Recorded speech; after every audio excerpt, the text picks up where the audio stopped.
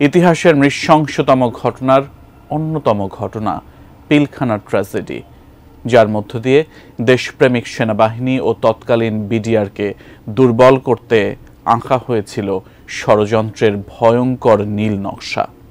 অভিযোগ আছে তৎকালীন সরকারের সাথে মিলে একটি বিদেশি চক্র এই নির্মম হত্যাকাণ্ড ঘটায়। জাতীয় স্বাধীন তদন্ত কমিশনের প্রাথমিক পর্যবেক্ষণে উঠে এসেছে এসব চাঞ্চল্যকর তথ্য। আরো বিস্তারিত জানাচ্ছেন আরিফ হাসান। 25 ফেব্রুয়ারি 2009 সাল দেশের আকাশে আবির্ভূত হয় ভয়ঙ্কর কালো মেঘের। তৎকালীন সদর দপ্তর পিলখানায় চলছিল বার্ষিক দরবার। শুরুতে উচ্চপদস্থ সেনা কর্মকর্তাদের বিরুদ্ধে ঝাঁঝালো ভাষায় বক্তব্য রাখেন বেশ কয়েকজন তৎকালীন বিডিআর জওয়ান। দাবি সেনা কর্মকর্তাদের মতো সমান অধিকার। এরপরই বক্তব্য রাখেন তৎকালীন বিডিআর মহাপরিচালক মেজর শাকিল আহমেদ। তবে হিসেব না মেলায় মহাপরিচালক সহ অন্যান্য ঊর্ধ্বতন কর্মকর্তাদের জিম্মি করেন জওয়ানরা। সূচনা হয় বিডিআর বিদ্রোহ নামে বাংলাদেশের ইতিহাসে এক কলঙ্কজনক অধ্যায়ের।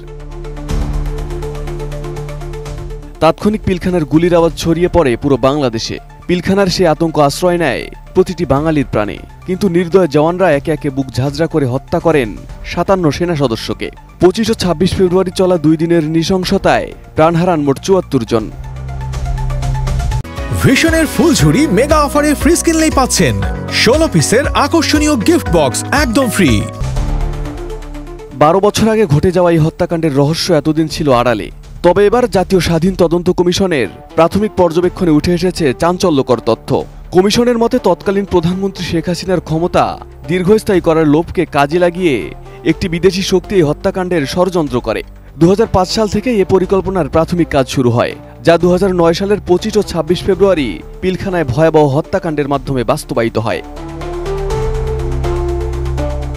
কমিশন সূত্রে জানা গেছে এই ষড়যন্ত্রের মূল লক্ষ্য ছিল দেশপ্রেমিক সেনাবাহিনী ও তৎকালীন বিডিআর বাহিনীকে দুর্বল করা। সেনাবাহিনীর শক্তি হ্রাস করে ক্ষমতা দীর্ঘদিন ধরে রাখার সুযোগ তৈরি করতে চেয়েছিলেন শেখ হাসিনা। একটি বিদেশি শক্তি এই পরিকল্পনায় সহায়তা দেয় এবং ঘটনার পেছনে সরাসরি ভূমিকা রাখে। তদন্ত কমিশনের তথ্য মতে 2001 থেকে 2005 সালের মধ্যে 3টি গুরুত্বপূর্ণ ঘটনা ঘটে, যেখানে তৎকালীন বিডিআর সদস্যরা দেশের স্বার্থ রক্ষা করতে গুরুত্বপূর্ণ ভূমিকা রাখে। এই 3টি ঘটনাকে কেন্দ্র করেই বিদেশি শক্তি পিলখানায় হত্যাকাণ্ডের পরিকল্পনা করে। কমিশনের পর্যবেক্ষণে আরও উঠে এসেছে হত্যাকাণ্ডের নীল নকশা বাস্তবায়নের জন্য রাজনৈতিক ও সামরিক নেতৃত্বের একাংশ সক্রিয় ছিল। ঘটনার আগের রাত থেকে গোয়েন্দা তথ্য ছিল, কিন্তু তা সত্ত্বেও সরকার কোনো ব্যবস্থা নেয়নি। পিলখানায় আটকা পড়া সেনা কর্মকর্তারা বারবার প্রধানমন্ত্রী ও সেনাপ্রধানের কাছে সাহায্য চাইলেও কোনো ব্যবস্থা নেওয়া হয়নি। হত্যাকাণ্ডের পর প্রমাণ নষ্ট করতে লাশ পোড়ানো ও ড্রেনের মধ্যে ফেলে দেওয়া হয়। তদন্তে উঠে আসে আরও চাঞ্চল্যকর তথ্য।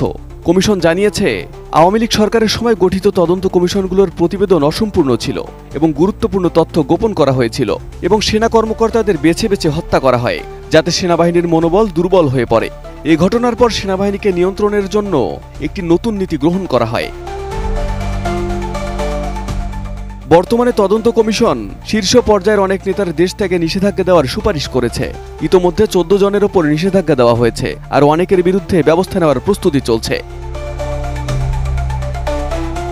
Arif Hasan, ATN news.